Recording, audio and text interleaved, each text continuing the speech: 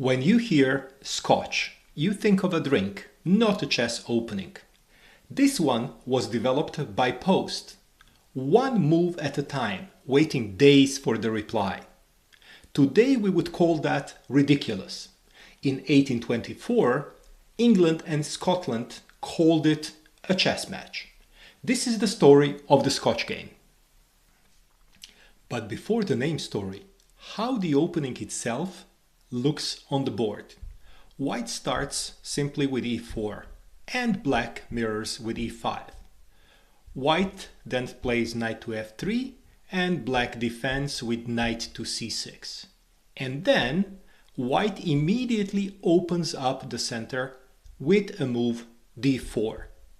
Now that is one of the sharpest ways to start in the e4, e5 family. White is not waiting, not maneuvering. He is demanding a fight right now. That is the Scotch Game, the most direct approach you can get.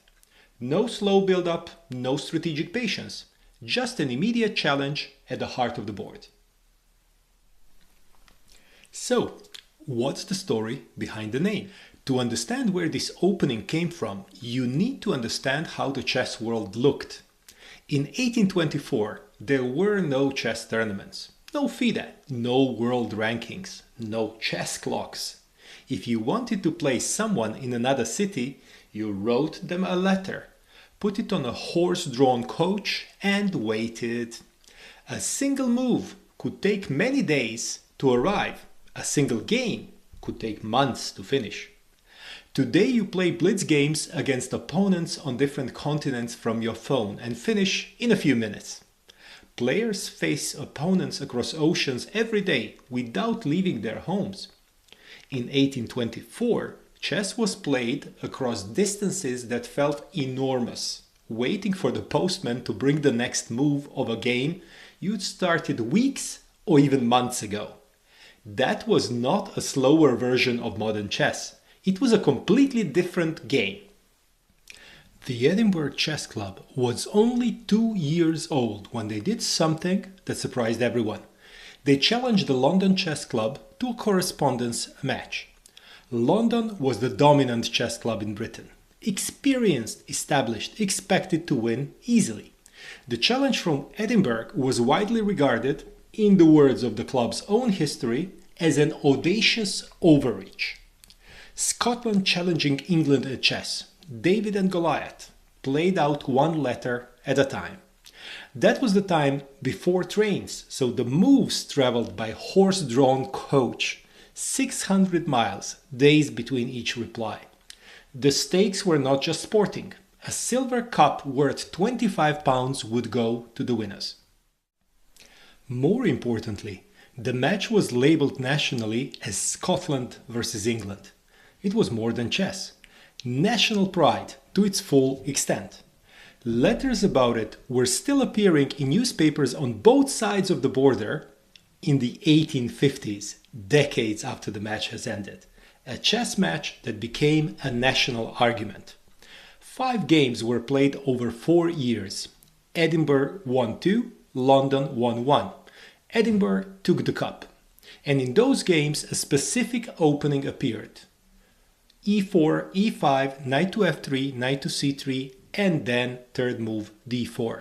The opening that would carry Scotland's name forever. Every opening has a story. Subscribe for a new story every Tuesday and Saturday. Edinburgh challenged London by post and won, and Scotland put their name on the chess map permanently. An Italian documented it. Scotland named it. Kasparov resurrected it. Carlsen plays it today. That's the name story of the Scotch Game. More stories behind chess twice a week. There is one more problem with the name. The Scotch Game origin has almost nothing to do with Scotland. An Italian chess master named Ercole del Rio documented this opening in 1750, 74 years before Edinburgh played it.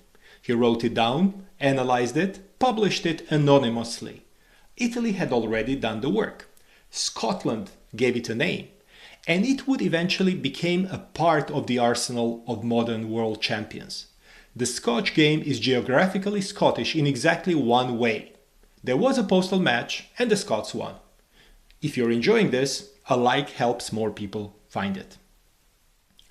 The Scotch was popular through the 19th century.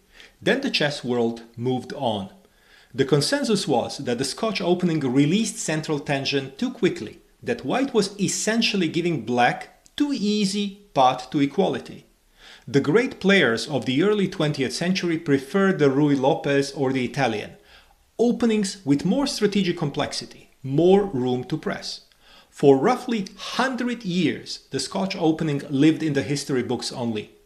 Then Jan Timman, one of the best players in the world in the 1980s, tried it against Anatoly Karpov. It failed. Out of 3 games, Karpov won 1 and drew 2.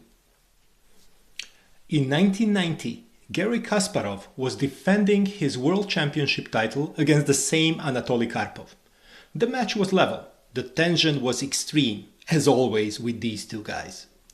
And in game 14, played in Lyon, Kasparov reached for an opening that hadn't been taken seriously for a whole century, the Scotch. He drew that game. Then, 2 games later, played it again and won. The chess world was shocked. What had been considered an antique was suddenly the most analyzed opening on earth.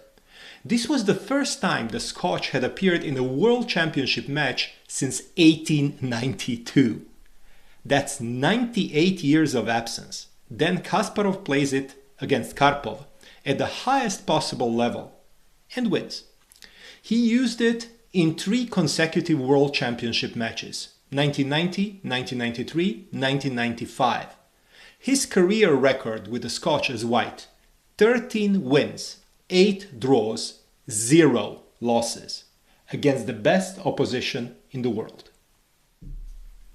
So, who actually plays the Scotch game?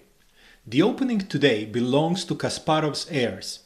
Magnus Carlsen plays it. Vladimir Kramnik plays it. Levon Aronian, Fabiano Caruana, players who want to fight from the first moment and have prepared deeply enough to handle what comes out of it. Kasparov showed them the way. 13 wins, 0 losses. If you know what you're doing, the Scotch does not concede equality. It imposes problems that black has to solve from an early stage of the game. Sharp battle from the start. If you want to see what sharp looks like taken to the extreme, on Saturday I am covering an opening so aggressive it shaped the chess identity of an entire nation, the Latvian Gambit. Here is the first irony. Edinburgh didn't invent this opening, and they didn't even win with it first. In the opening game of the match, Edinburgh had the black pieces. London played d4 on their 3rd move against them and won the game. Then, with the white pieces, Edinburgh played the same d4 on the 3rd move their opponent had just used against them, and also won. They adopted an opening that defeated them and turned it back on their opponents. So the opening was named after Scotland not for inventing it, but for successfully copying it and winning with it. In chess as in life, stealing with pride can be a good strategy.